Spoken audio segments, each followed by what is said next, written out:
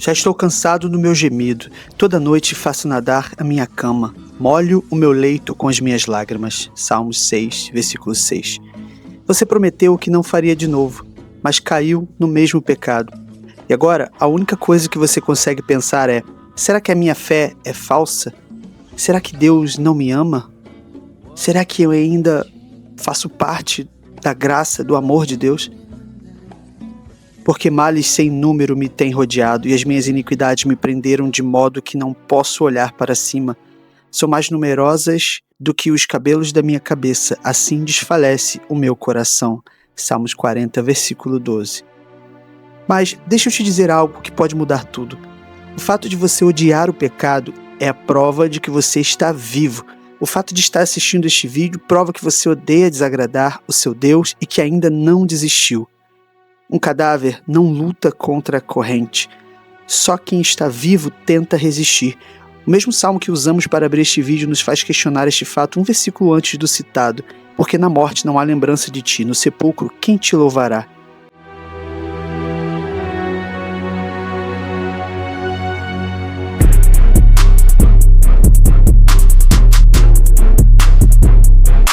Enquanto há vida, há esperança. Até o apóstolo Paulo escreveu: não faço o bem que quero, mas o mal que não quero, esse faço. A luta dele não provava derrota, provava que o pecado já não era mais senhor. O próprio rei Davi reconhece seu pecado gravíssimo e nos ensina a buscar o arrependimento a todo custo. Porque eu conheço as minhas transgressões e meu pecado está sempre diante de mim. Contra ti somente pequei e fiz o que é mal à tua vista, para que seja justificado quando falares e puro quando julgares. Talvez você esteja tentando vencer o pecado pensando no pecado o tempo todo. Isso é como tentar apagar fogo jogando gasolina. Quanto mais você foca nele, mais força ele ganha, porque tudo aquilo que eu foco cresce. Um coração vazio sempre será ocupado por algo.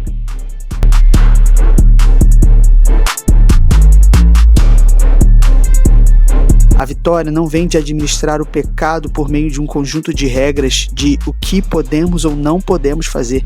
Vem de preencher o coração com algo maior.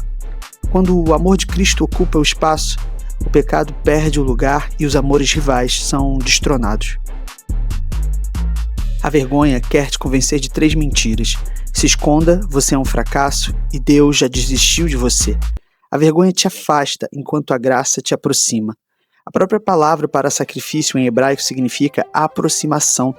O que Deus Pai começou a fazer no jardim ao se aproximar de Adão, após sacrificar um animal para cobrir-lhe de sua nudez, e depois, por meio dos sacrifícios da lei, o Filho de Deus se aproximou do ser humano de uma vez por todas com o seu sacrifício, Corbã, na cruz do Calvário. Porque Deus não te chama para longe, Ele te chama para perto. Perto está o Senhor dos que têm o coração quebrantado e salva os contritos de espírito. E um texto que retrata isso muito bem é Jeremias capítulo 2, que diz assim, versículo 10. Atravessem o mar até o litoral de Chipre e vejam. Mandem observadores a Quedar e reparem de perto. Vejam se alguma vez aconteceu algo assim. Alguma nação já trocou os seus deuses? E eles nem sequer são deuses. Mas o meu povo trocou a sua glória por deuses inúteis. Espantem-se diante disso, ó céus, fiquem horrorizados e abismados, diz o Senhor.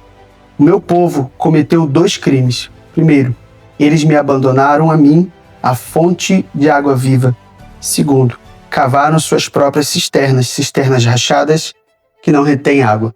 Essa é uma ilustração perfeita para o que nós fazemos quando escolhemos cometer o pecado. Estamos sempre diante de 2 oportunidades, de 2 fontes para saciar uma sede que é inerente a todo ser humano, a busca pelo prazer.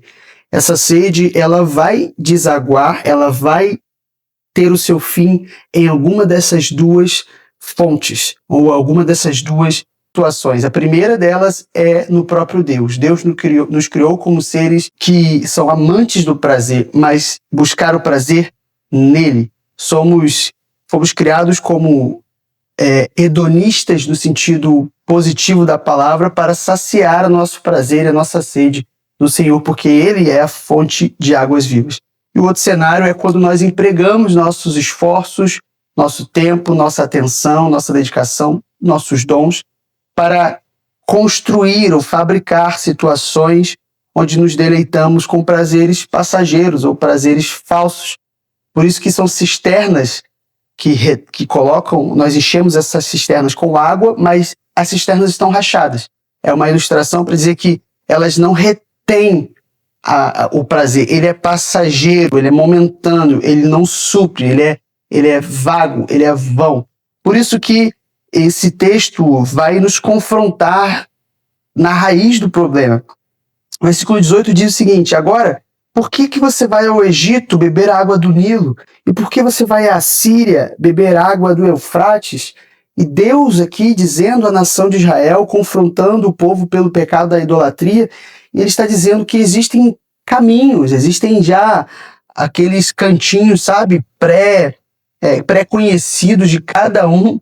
Isso se aplica a nós, onde nós sabemos de onde tirar esse prazer. Aqui ele fala, né? Por que você vai ao Egito beber a água do Nilo? Nós temos um Nilo, nós temos um Egito, nós temos uma Síria, onde nós conseguimos tirar ali do Eufrates, né? Um cantinho, ou é aquele perfume específico, aquela música específica, aquele lugar, aquele website específico. Nós sabemos os caminhos, os atalhos para as quedas, para satisfazer a vontade da nossa carne. E isso, inevitavelmente, nos leva à queda. Existe uma frase num filme, uma animação muito interessante que diz o seguinte: para que lado a árvore cai? Ela cai para onde ela se inclina. Então, cuidado para onde você tem se inclinado.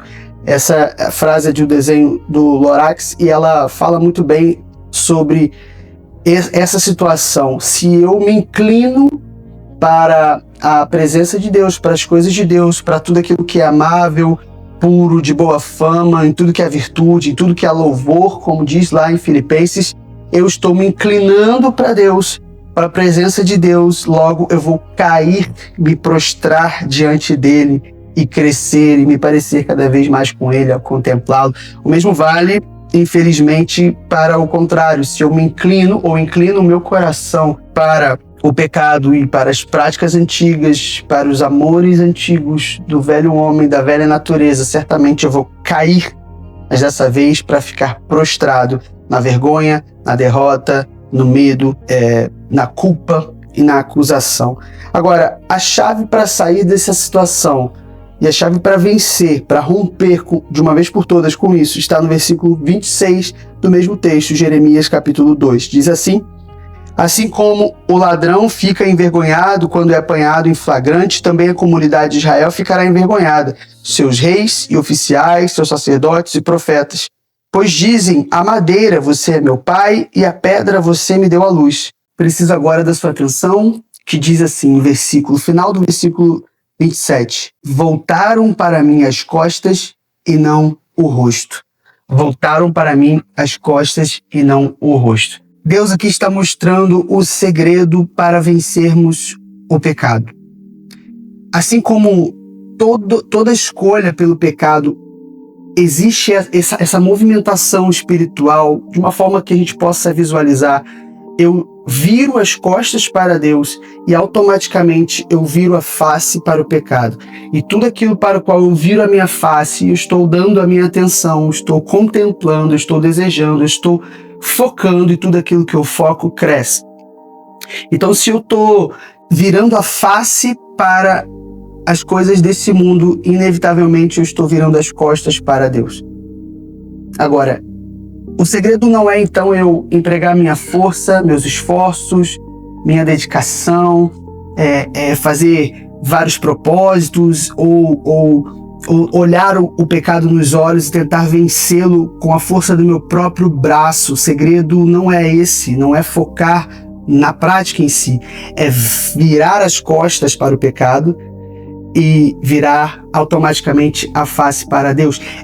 Essa é a conversão que nós falamos, é converter o nosso coração. E essa conversão, ela é muito simples de acontecer porque esse é o movimento natural onde nós vencemos. Eu não venço com a força do meu braço, eu venço porque estou contemplando a glória de Deus, a presença de Deus, e é Ele quem cuidará de cada obstáculo no meu caminho, de cada situação que me impede de ser parecido com Ele.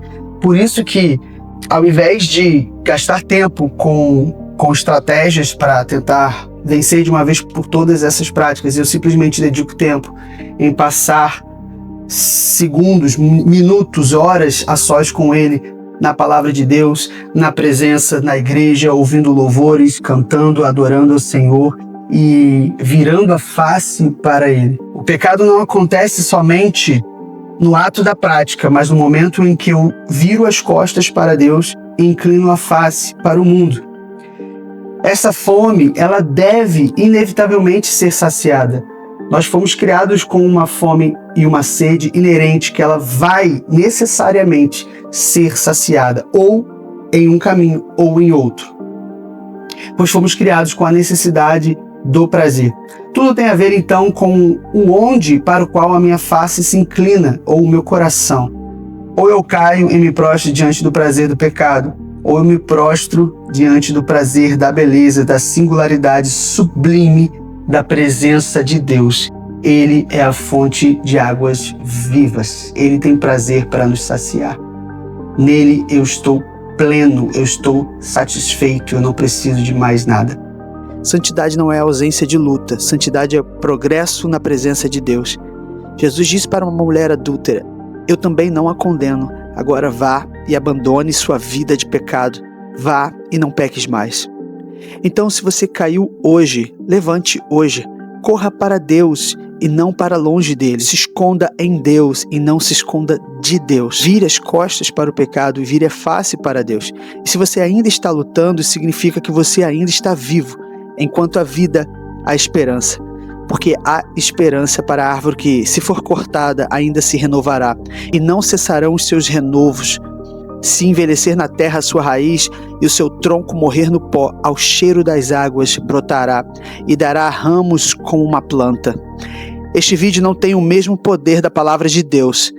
A Bíblia é como um dilúvio de graça, mas eu oro de coração para que este conteúdo seja apenas como o cheiro das águas que te fará renascer, florescer, se reerguer e recomeçar.